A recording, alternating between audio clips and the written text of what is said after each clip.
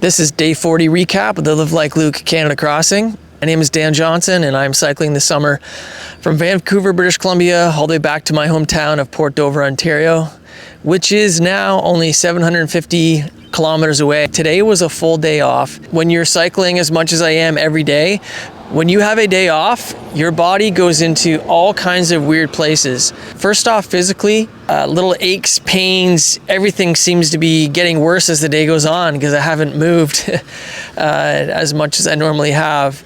Emotionally, the end of this trek is going to be a real challenge for me, and I knew that when I planned this project. When you're grieving and mourning the loss of a child, I guess, what do I know but what I know from experience now, and the quiet times, the reflective times, the times where you're not busy moving are very sad and broken times, and today was just a very sad and broken day for me. I'm excited to get riding again tomorrow. There's therapy, if you want to call it that, in just continuing to move, and so sitting still is a challenge.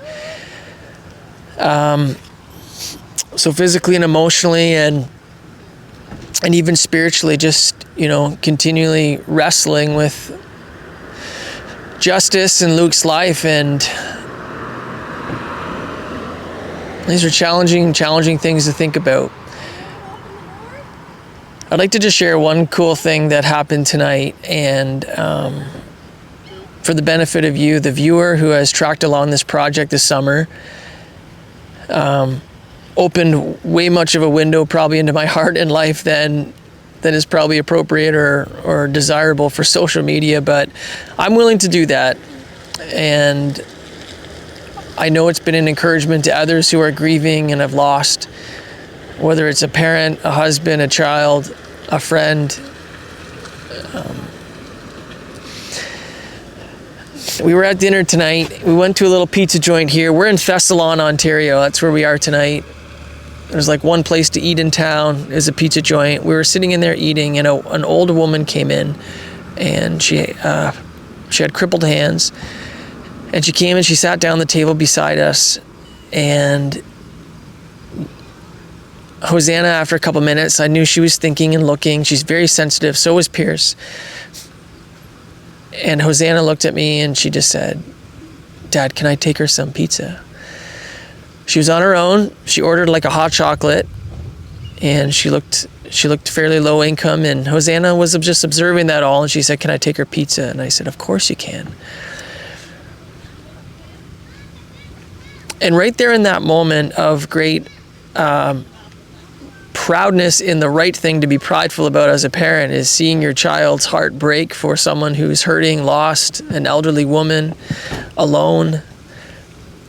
These are things we rejoice about as parents, yet in the same moment, and I guess this is part of grief, is a crushing loss, because that was the heart of Luke Johnson as well. And, as a parent, I said to Hosanna as we walked back to the RV after, I was holding her hand, we were walking, and I just said, Hosanna, there's on my short list of things I want to accomplish in your life before you move out of our home. I said, one of those things I just saw you do tonight. And I said, your heart was moved with compassion. I said, that's the heart of God. And I said, Hosanna, I didn't say this to her, but as a parent, that's my desire, is to cultivate that in my daughter's heart, my son's life, and Luke's life.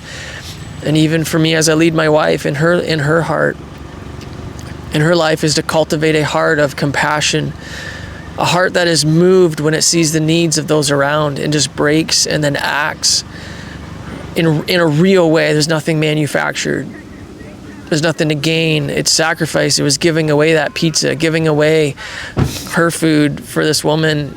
And then they wanted to give $5 to the guy playing live music. And then they wanted to give the woman our leftover pizza. And it was just a heart moved by God and moved to do something. And I share that to say, in that moment of rejoicing, Jill and I will now just always carry this heart of sadness because Luke won't get to do that.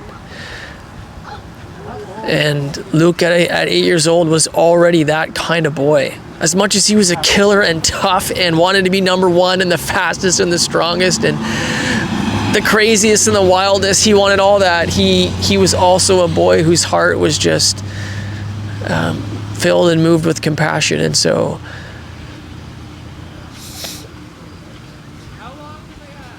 day 40 recap, day off today, not much to talk about for the ride. So I just wanted to share that with you. I hope that you enjoy the day. I want to say thank you to all the sponsors who made this trek happen. I spent a lot of time today working through expenses on this trek and just looking at the sponsorship we had to be able to make this trek happen.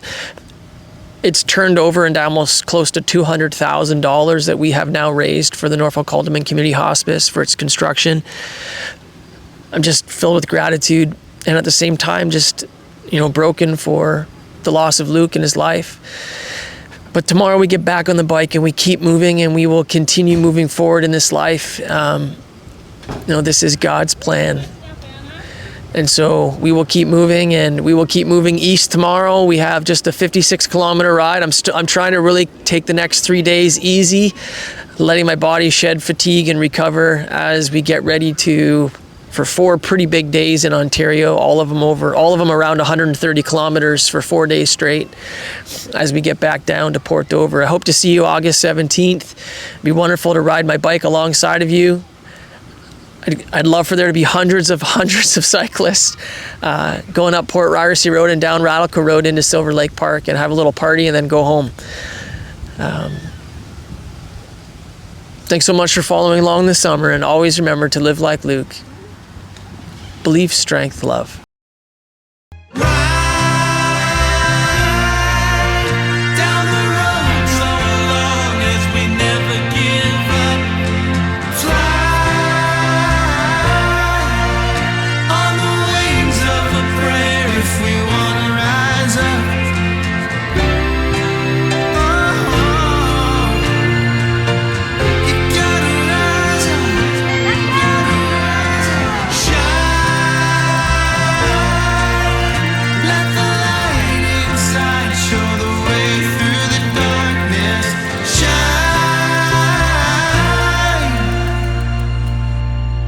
Live like Luke.